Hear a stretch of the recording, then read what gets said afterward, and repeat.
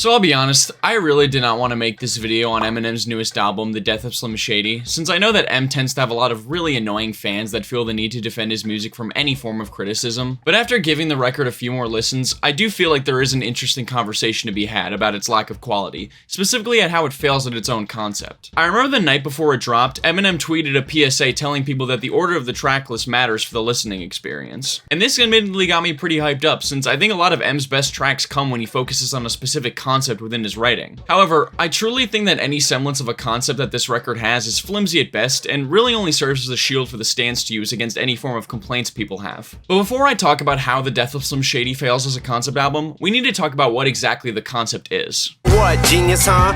You gonna cancel me, yeah? Gen Z me, bruh? In a nutshell, The Death of Slim Shady tells the story of Eminem killing off his alter ego Slim Shady, go figure. But to go into a little more detail than that, I think the album is split into three main sections. The first half where both Eminem and Slim Shady are rapping on tracks, usually at odds with each other due to Slim's quote-unquote cancelable lyricism, followed by the culmination of the two's feud on the track Guilty Conscience 2, where by the end of it, Eminem ends up killing off Slim Shady, and finally, the rest of the album where Slim Shady is dead and it's just Eminem. And since all three segments of this record have pretty distinct tones from one another, we're gonna be covering each one in order, and hopefully I can explain why, despite this concept being pretty promising, it ultimately fails. Fucking PC, please.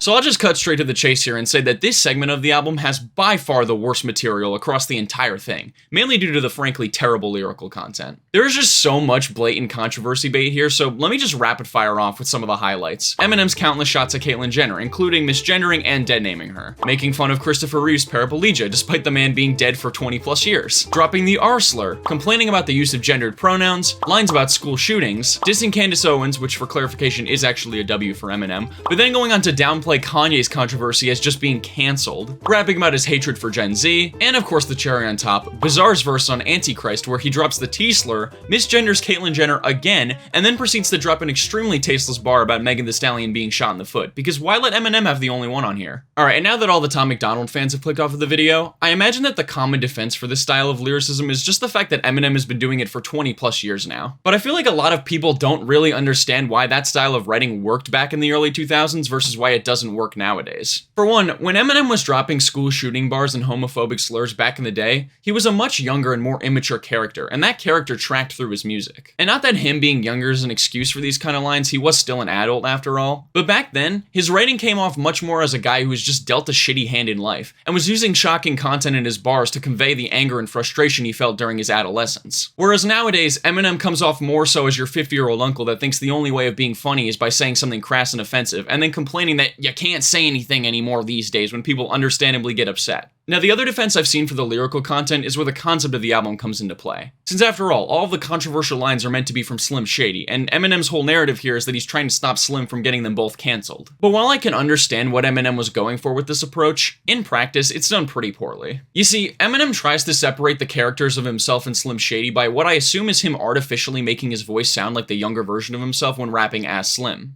Fuck blind people, and deaf people suck. Stop. So do cripples, dumb quadriplegic. But if that's the case, then why is it not consistent here? There are multiple lines on this album where it obviously sounds like a Slim Shady bar, but yet there's no vocal effects present. So am I meant to believe that this is Eminem rapping this line or Slim? You really just can't half-ass this gimmick or else you're gonna end up with situations like this. And even putting the technical stuff aside, I'm sorry, but I just don't personally think that this concept is a valid enough excuse to be saying these bars in the first place. Now please Eminem stans, if you're still watching, listen up because this part is very important. I hate to break the illusion for you guys, but it really seems like some of you need reminding that Slim Shady is not a real person. At the end of the day, the guy that is rapping all of these deplorable lines is Marshall Mathers, and so Marshall is the person worthy of the criticism for the misgendering, slurs, etc, etc. Now, do I think that Eminem is actually a bigot?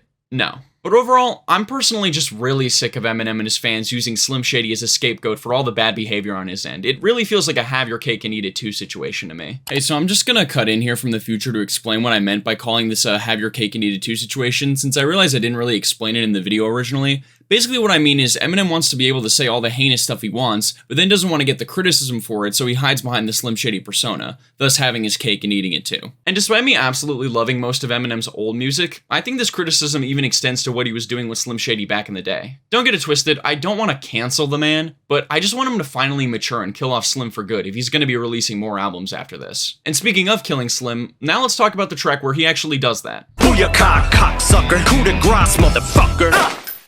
The sequel, The Guilty Conscience, sees the characters of Eminem and Slim Shady having one final battle in M's head, and it is the best track in this album by a fucking mile. Like I said before, I am a sucker for when Eminem fully dives into a specific concept on his song, since I feel like that's where his writing style truly excels, and Guilty Conscience 2 is absolutely no exception. You do have to ignore a lot of what I said about Slim Shady not being real, admittedly, but if you do, there are so many incredibly captivating moments here. Like when M points out Slim's hypocrisy of becoming a bully after complaining about all of the people who bullied him during his youth.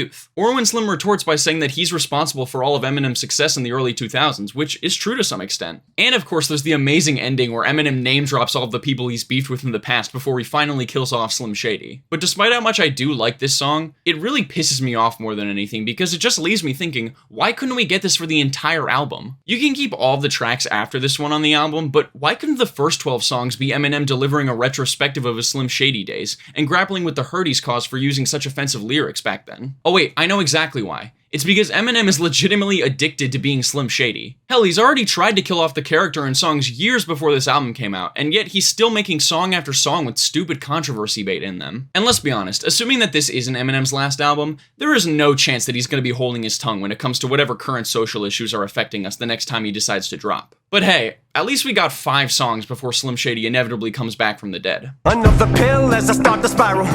Message to my daughters, I don't. So like I said, this last stretch of the record sees Eminem rapping post-death of Slim Shady, and while it's not great or anything, it is certainly an improvement over the pretty abysmal first 2/3. There are really 2 styles of song we get on here, being the more somber emotional tracks dedicated to Eminem's children with Temporary and Somebody Save Me, and the more standard bangers with Head Honcho, Bad One, and Toby. So starting with the slower 2, I'd say that Temporary overall is fine, I think. A little bland, especially with that absolutely sterile hook from Skylar Grey. I've been waiting all night for the sunrise to take away the dark. But M's lyrics about all the things he wishes he could say to his daughter Haley before he dies is actually very sweet. And Somebody Save Me is just literally a carbon copy of A Rose off of Revival, but with Jelly Roll on it. But as a song, I'd say it sounds fine. It's the other half of the tracks that I enjoy a lot more, truthfully. Head Honcho's got a pretty nice hook and verses from Easy Mill, and Eminem's verse is mostly void of dumb shit, which automatically makes it better than 80% of the other verses on here. Same goes for Bad One and Toby. And speaking of those 2, both of them absolutely crack my top 5 for the album. Overall, I'd probably rate this chunk of the album as a similar quality to Music to Be Murdered By, although lyrically it's a lot more similar to Recovery. And before we wrap, I just want to go over my thoughts on some other aspects of this record, so nobody can say that I just don't like this album because of the lyrics. So first thing I want to talk about here is Eminem's flow across the record, since I think it's a pretty mixed bag. Overall, I was hoping for a lot more smooth, old-school, classic Eminem type flows on here, since I truly believe that the biggest catalyst for his fall-off critically was this awkward, robotic staccato flow that he defaulted to in the latter half of his career. And unfortunately, this project does have a fair amount of it. Taking the clip in the ooze that I've been itching to use. Looking like Nicholas Cruz. My trigger's happy, he's ticklish, true. Travis Bickle, I'm too weak and improve this shit. Like seriously, if we're gonna bring back Slim Shady, why not bring the biggest part of Slim that made him fun to listen to? And speaking of Slim, a lot of the time on here when Eminem is trying to sound like his younger self, the mixing of his vocals just gets significantly worse all of a sudden, most likely because of some artificial preset they use to achieve the squeakier voice. Like legit, the only moment where Eminem actually sounds like his regular younger self is on the track Brand New Dance, since it's literally a scrapped song from Encore. And as for the instrumentals across this record, man, do some of them sound so formulaic. It's all either cheap attempts at modernizing Dr. Dre's production style, or just bland horrorcore adjacent loops. Really the only beat I liked on here was the one for Fuel. That part with the 4-count kick is super nice, and JID absolutely killed this feature. Probably the best verse on this album. RPP on the shirt, search, lurk, murk, squirt, dirt, first. My nigga doing 4 And final thing I want to talk about here, I promise, but the 2 singles, Houdini and Toby, both really don't sound like they should belong on here, especially Toby. Even though I did like the song, in the context of this album, it just does not fit at all, with those modern synths and electric guitars. But yeah, that's pretty much all my thoughts on the death of Slim Shady. To be honest, I'm not even mad or triggered by the lyrics. I'm more so just disappointed at how badly this record flubbed its really strong concept. Especially with how excited I was after hearing the title of this record back in April. But with it being a pretty big flop overall, at least in my opinion, I think it's safe to say that Eminem should officially retire. And that'll do it for today's video. If you enjoyed it, make sure to hit the like button and subscribe to my channel with the bell rung to see more of my stuff. Also, make sure to leave a comment telling me how you feel about Eminem's newest album. Although please just try to be respectful no matter what opinion you hold, since I know discussions about Eminem's albums tend to get pretty heated. Finally, if you'd like to support my channel further than just subbing, you can now become a member and receive early access to my videos, as well as a special shout out from me at the end of them. So join up if you're interested, it really does help me out a lot. But yeah, that's about it. Thanks for watching.